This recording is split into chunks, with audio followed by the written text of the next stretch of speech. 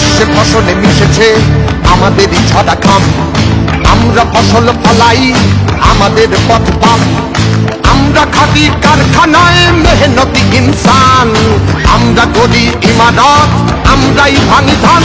আমরা লড়েছি কাকদ্বীপে, লড়েছি তেলেঙ্গানায়, আমাদের নাম লেখা আছে ব্রিটিশের জেলখানায়। আমরা লড়েছি বন্যা ধারায়, গ্রাম নগর বন্দরে, আজ লড়াই খেজুরি ভাঙর সিংহু টিকিটি প্রান্তরে।